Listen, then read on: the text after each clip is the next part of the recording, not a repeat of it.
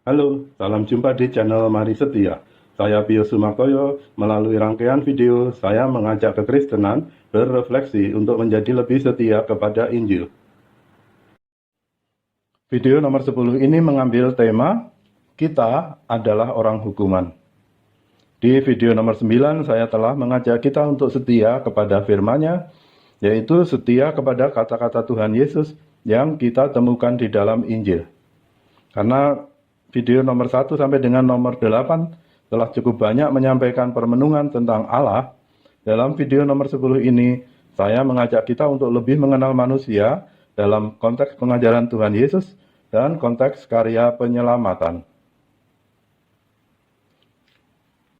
Video nomor 10 ini mengajak mengenal diri sebagai orang hukuman. Saya mulai dengan pertanyaan, apa atau siapa manusia sehingga Tuhan Yesus telah datang ke dalam dunia ini? Kiranya jawaban paling tepatnya ada tersembunyi di dalam pertanyaan, bagaimana Tuhan memandang hidup manusia. Untuk itu, saya menemukan bahwa hidup manusia mempunyai dua makna. Makna pertama adalah pengertian umum, yaitu hidup manusia adalah kehidupan lahiriah yang tengah kita jalani sebagai manusia, mulai dari kelahiran sampai dengan kematian. Hidup ini mengandung suka dan duka, interaksi sosial dengan semua paradoksnya, dan berakhir pada kematian. Makna kedua adalah pengertian menurut pengajaran Tuhan Yesus sebagaimana yang tercatat dalam Injil. Di dalam Injil saya menemukan ada dua pengajaran tentang hidup manusia.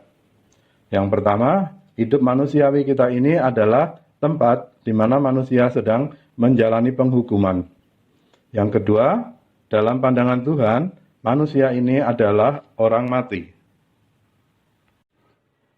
Tuhan Yesus memandang hidup manusiawi kita ini sebagai tempat di mana manusia sedang menjalani penghukuman.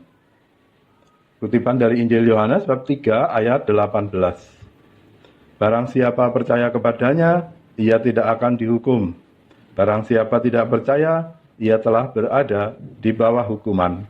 Sebab ia tidak percaya dalam nama Anak Tunggal Allah. Perhatikan bahwa barang siapa tidak percaya, ia telah berada di bawah hukuman. Artinya, saya kira kita semua terlahir sebagai orang yang tidak percaya atau terlahir sebagai yang belum percaya. Bisa dikatakan, hampir semua orang sekarang ini dan semua orang di zaman sebelum kedatangannya adalah orang-orang yang sedang berada di bawah hukuman. Menjadi pertanyaan, siapa yang menghukum? Apakah Tuhan menghukum? Benarkah Tuhan menciptakan kita sebagai orang hukuman? Benarkah Tuhan menempatkan bayi-bayi kecil di dalam penghukuman? Saya kadang mendengar keluh kesah orang yang dalam penderitaan. Kenapa Tuhan menciptakan saya kalau hanya untuk menderita? Kata banyak orang, Tuhan menghukum karena manusia telah berdosa.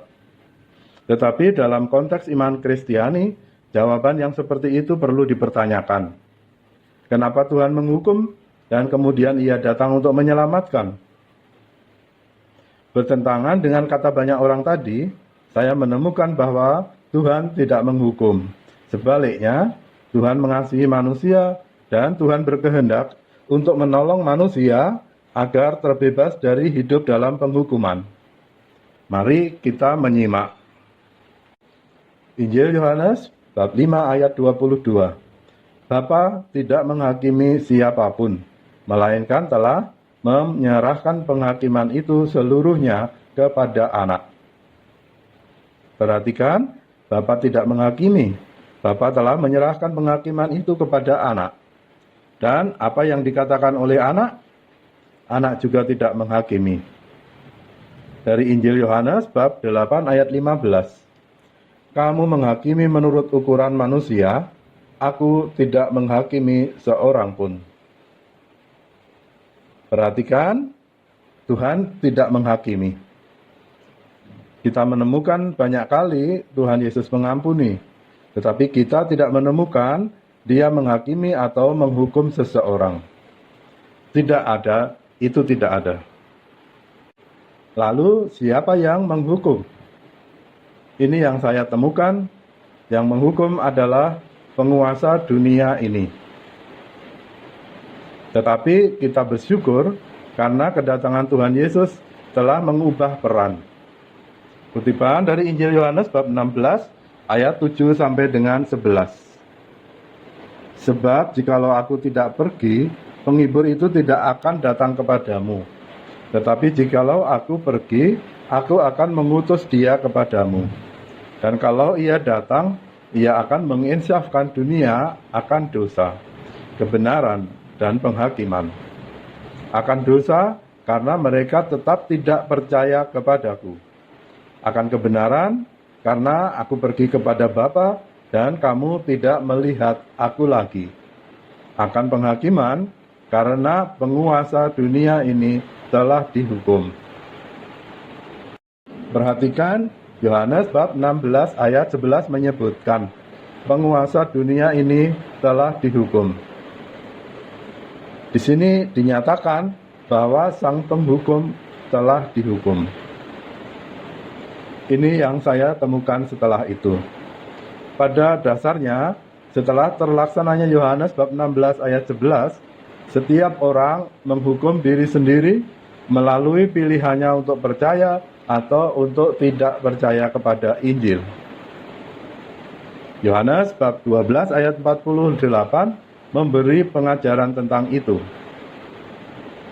Barang siapa menolak aku dan tidak menerima perkataan-perkataanku, ia sudah ada hakimnya, yaitu firman yang telah kukatakan.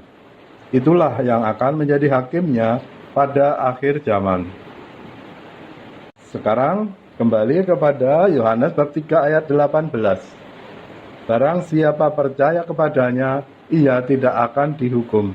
Barang siapa tidak percaya, ia telah berada di bawah hukuman. Sebab ia tidak percaya dalam nama Anak Tunggal Allah. Perhatikan bahwa barang siapa tidak percaya, ia telah berada di bawah hukuman, sebab ia tidak percaya dalam nama Anak Tunggal Allah. Artinya, penghukuman tidak berasal dari Tuhan Yesus. Penghukuman adalah konsekuensi otomatis untuk tidak percaya kepada satu-satunya yang bisa dipercaya. Apakah Anda percaya atau tidak? Tuhan Yesus mengajarkan, konsekuensi tidak percaya adalah tetap berada dalam penghukuman. Cara untuk bisa lepas dari penghukuman adalah dengan menjadi percaya. Problematik kita, manusia tidak merasa sedang berada dalam penghukuman yang tiada akhir. Manusia lebih mau percaya bahwa Tuhan sedang menguji dirinya dalam hal kebaikan. Artinya, manusia menghukum diri sendiri melalui pilihannya untuk tidak percaya, melalui pilihannya untuk bertindak bebas. Kutipan dari kitab Yesaya bab 53 ayat 6 dengan tepat menggambarkan keadaan ini. Kita sekalian sesat seperti domba, masing-masing kita mengambil jalannya sendiri. Tetapi Tuhan telah menimpakan kepadanya kejahatan kita sekalian. Perhatikan, masing-masing kita mengambil jalannya sendiri. Secara tidak sadar, pilihan bebas oleh manusia telah menempatkannya di dalam penghukuman yang tiada akhir. Dan karena manusia tidak hidup sendiri, maka terjadi juga manusia saling menghukum dan memberi beban satu kepada yang lain. Tuhan Yesus melihat bahwa manusia tengah menjalani penghukuman yang tiada akhir. Tanpa pertolongan, manusia akan selamanya tinggal dalam kesengsaraan penghakiman diri. Karena itu Tuhan Yesus datang untuk menyelamatkan manusia. Injil Yohanes bab 3 ayat 16. Karena begitu besar kasih Allah akan dunia ini, sehingga ia telah mengaruniakan anaknya yang tunggal, supaya setiap orang yang percaya kepadanya tidak binasa, melainkan beroleh hidup yang kekal. Dalam Yohanes bab 3 ayat 16 ini, Tuhan Yesus secara eksplisit memperlawankan kebinasaan dengan hidup yang kekal. Terungkap di Yohanes 3 ayat 16 itu, Allah tidak menghukum, melainkan Allah mengasihi.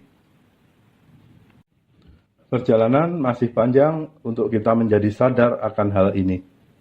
Saya bawa ke sini ayat yang lain. Dari Injil Yohanes bab 6 ayat 40.